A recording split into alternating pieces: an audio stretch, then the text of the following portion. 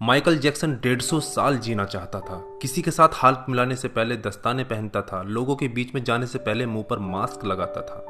उसकी देखरेख करने के लिए उसने अपने घर पर लगभग 12 डॉक्टर नियुक्त किए हुए थे, जो उसके सर के बाल से लेकर पांव के नाखून तक की जांच दिन प्रतिदिन किया करते थे। उसका खाना लेबोरेटरी में चेक होने के बाद उसे खिलाया जाता था। उसको व्यायाम कराने के लिए 15 लोगों को रखा हुआ था।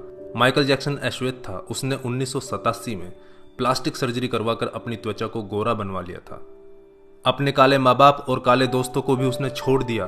गोरा होने के बाद उसने गोरे माँ बाप को किराए पर लिया और अपने दोस्त भी गोरे बनाए। शादी भी गोरी औरतों के साथ की। नवंबर 15 को माइकल ने अपनी नर्स डेबी रो से विवाह किया, जिसने प्रिंस माइकल जैक्सन जूनियर और पेरिस माइकल कैथरीन को जन्म दिया। वो 150 साल तक जीने के लक्ष्य को लेकर चल रहा था। हमेशा ऑक्सीजन वाले बेड पर सोता था। उसने अपने लिए अंगदान करने वाले डोनर भी तैयार कर रखे थे, जिन्हें वह खर्चा देता था ताकि समय आने पर उसे किडनी, फेफड़े, आंखें, किसी भी शरीर के अंग की जरूरत पड़े तो वह उनको आकर दे दें। उसको लगता था कि पैसे और अपने रसूख की बदौलत मौत को भी चकमा दे सकता है, लेकिन वह गलत साबित हुआ। 25 जून 2009 को उसके दिल की धड़कन रुकने लगी। उसके घर पर 12 डॉक्टर्स की मौजूदगी में हालत काबू में नहीं आई। सारे शहर के डॉक्टर उसके घर पर जमा हो गए, वह भी उसे नहीं बचा पाए। उसने 25 साल तक बिना डॉक्टर से पूछे कुछ नहीं खाया था। अंत समय में उसकी हालत बहुत खराब हो गई थी। 50 साल तक आते आते वह पतन के करीब पहुंच गया था और जून 25, 2009 को वह इस दुनिया से चला गया। जिसने अपने लिए 150 साल जीने के इंतजाम कर रखे थे, उसका इंतजाम धरा का धरा रह गया दोस्तों। जब उसकी बॉडी को पोस्टमार्टम हुआ तो डॉक्टर ने बताया कि उसका शरीर हड्डियों का ढांचा बन चुका था। उसका सिर गंजा था, उसकी पसलियां, कंधे, हड्डियां टूट चुके थे। उसके शरीर पर अनगिनत सुई के निशान थे। प्लास्टिक सर्जरी के कारण होने वाले दर्द से छुटकारा पाने के लिए एंटीबायोटिक वाले दर्जनों इंजेक्शन उसे दिन में लेने पड़ते थे। माइकल जैक्सन की अंतिम यात्रा को लगभग 2.5 अरब लोगों ने लाइव देखा था। यह अब तक की सबसे ज्यादा देखी जाने वाली लाइव ब्रॉडकास्ट है। माइकल जैक्सन की मृत्यु के दिन यानी 25 जून 2009 को 3:15 पर विकिपीडिया, ट्विटर और इंस्टा मैसेंजर सभी क्रैश हो गए थे। उसकी मौत की खबर का पता चलते ही गूगल पर 8 लाख लोगों ने माइकल जैक्सन को सर्च किया। ज्यादा सर्च होने के कारण गूगल पर सबसे बड़ा ट्रैफिक जाम हुआ था और गूगल क्रैश हो गया था। 2.5 घंटे तक गूगल काम नहीं कर पाया था। मौत को चकमा देने की सोच रखने वाले हमेशा मौत से चकमा खा जाते हैं दोस्तों। कुल मिलाकर सार यही है कि बनावटी दुनिया के बनावटी लोग कुदरती मौत की बजाय बनावटी मौत ही मरते हैं। क्यों करते हो गुरूर अपने 4 दिन के ठाठ पर? मुट्ठी भी खाली रहेगी जब पहुंचोगे घाट पर। क्या हम builders, interior designers, caterers, decorators के लिए कमा रहे हैं दोस्तों?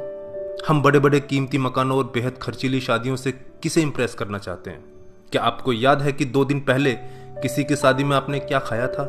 जीवन के प्रारंभिक वर्षों में क्यों हम पशुओं की तरह काम करते रहते हैं और काम में जुटे रहते हैं?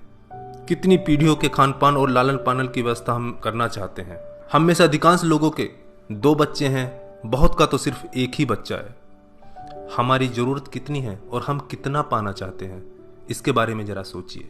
क्या हमारी अगली पीढ़ी कमाने में सक्षम नहीं है जो हम उनके लिए ज्यादा से ज्यादा सेविंग कर देना चाहते हैं? क्या हम सप्ताह में 1.5 दिन अपने मित्रों, अपने परिवार और अपने लिए स्पेयर नहीं कर सकते?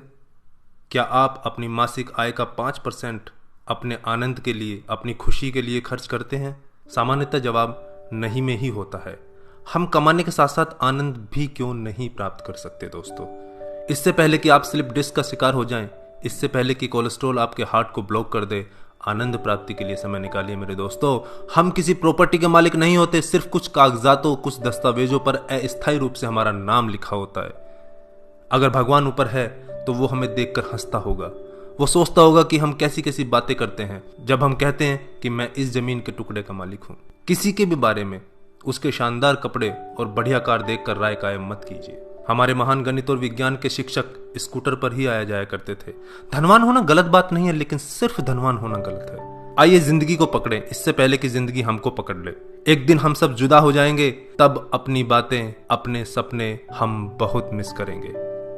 दिन, महीने, साल गुजर जाएंगे, शायद कभी कोई संपर्क नहीं रहेगा, एक रोज हमारी बहुत पुरानी तस्वीर देखकर हमारे बच्चे हमसे पूछेंगे कि तस्वीर में ये दूसरे लोग कौन हैं। तब हम मुस्कुराकर अपने अदरस आंसुओं के साथ बड़े फक्र से कहेंगे, ये वो लोग हैं जिनके साथ मैंने अपने जीवन के बेहतरीन दिन गुजारे थे। मेरे दोस्तों, जीना सीखिए। धन्यवाद। जय हिंद।